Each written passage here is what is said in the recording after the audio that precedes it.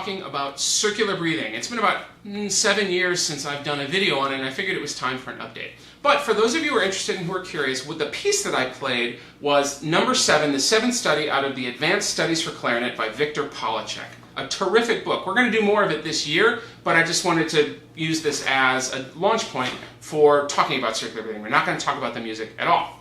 So what is circular breathing? In short, it's the ability to breathe out while breathing in at the same time. So some of you may be thinking, how is that even possible? That seems inhuman. Well, in fact, you're not really breathing in and breathing out at the same time. You are pushing air out through your mouth as you're breathing in through your nose. And that's a very different thing, because you have cheek muscles that can squeeze air out like that without ever using the mechanism that you use to breathe in and out through your nose. Let me show you what I mean. Step 1, put air in your cheeks, and then start breathing while you're holding that air in your cheeks. Here we go.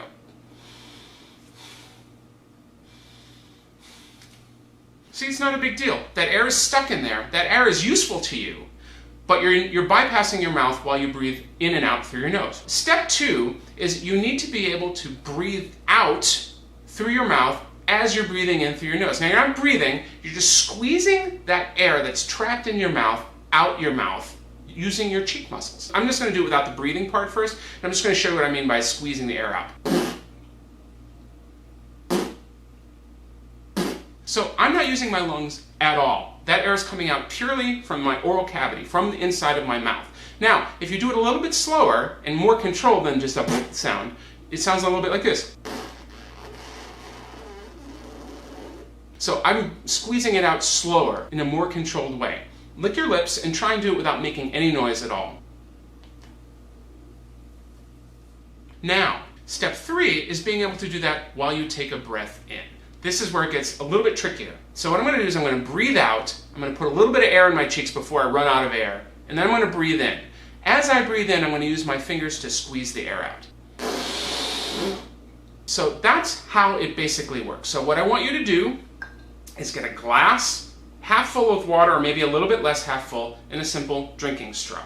Okay? So what we're going to do is we're going to blow bubbles. Bubbles are going to be a visual cue that the air is coming out of your mouth. Again, sometimes the air is coming through your lungs, out your mouth, and sometimes it's just the air that's in your mouth coming out your mouth. You're bypassing the oral cavity while you breathe in, and then squeezing the air out as you do that breathing in, and then dovetailing the lung air back in to the cheek air, as we'll call it. What I want you to do is I want you to pinch the straw off. And the reason we're going to pinch the straw as we blow into it is we want to simulate what it feels like to have a little bit of resistance, like the clarinet gives us, and start blowing some bubbles. Just normally. You can use your lung air like you normally would.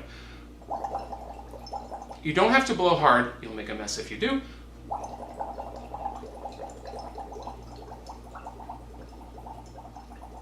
Okay, so that's just using my lung air. Now what I want to do is blow those bubbles just using my cheek air. So what I'm going to do is I'm going to put that air in my cheeks and just squeeze it out through the straw, like we were doing with a...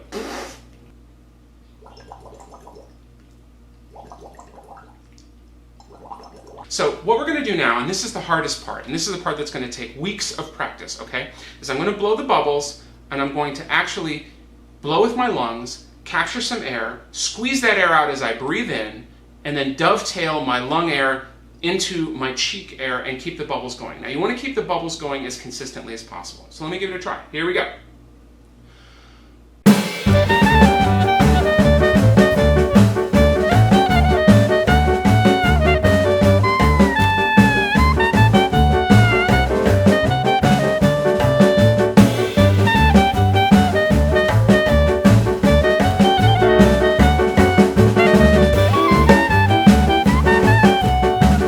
So on. I could just go on forever because really I'm just breathing out normally, capturing that air, and then dovetailing. So that is the part that's going to take a lot of practice. You want to keep those bubbles going consistently. You don't want to go blah, blah, blah, blah, because then that's what it would sound like if you were playing it on your clarinet. Speaking of which, once you've practiced with your straw, cup, and water for a long time, enough time so that you feel totally comfortable with the whole process of keeping those bubbles going and having them be consistent, then, and only then, are you ready to try it on the instrument itself? You should not be thinking about playing it on the clarinet or saxophone or bass clarinet at all until you are comfortable just doing it with a cup and a straw. Seriously.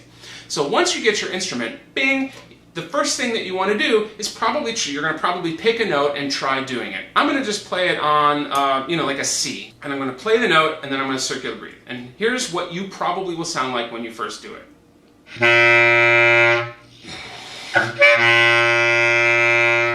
What happened? Okay, so what you're doing, probably, if I'm going to guess, is that sound, your reed stopped vibrating, and the reason your reed stopped vibrating was less because you were doing this air voodoo that we've been talking about, and more because simply you pinched the reed off. Now that happens really consistently with people as they're learning how to circular breathe. Because why?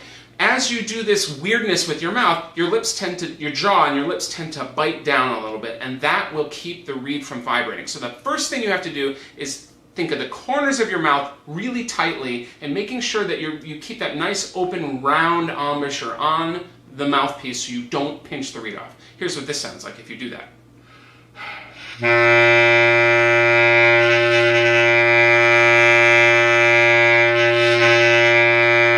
But hey, you notice that other thing?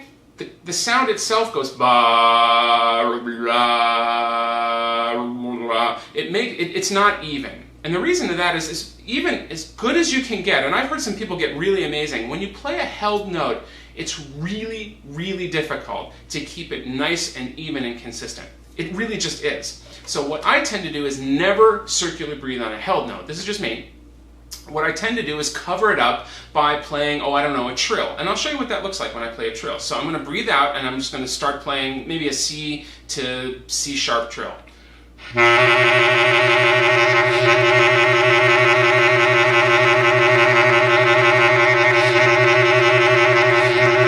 Now you still hear it a little bit, but it's covered up by the notes itself. So that tends to be my secret to doing it. You can do it on a scale, you can do it on any kind of moving passages or a trill. Anything like that is a great way to cover up the circular breathing sort of inconsistency of sound. Okay? So that, I have to say, is all there is to circular breathing. And I say all there is in air quotes because that's a lot. And there's a lot to learn, there's a lot to practice. But understanding first how to do it and using the cup and straw is the tried and true way that almost everybody I know has done it. And then once you have that, move to the clarinet and no sooner, and then practice it on the instrument.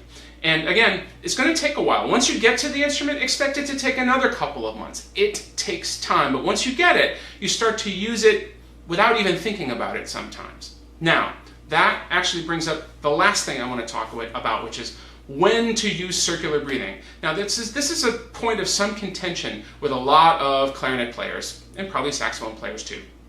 And that is, when do you use it? Do you want to let the phrase drop so that you can breathe and it sort of ends the phrase nicely and then you can take a breath and start a new phrase? Absolutely yes.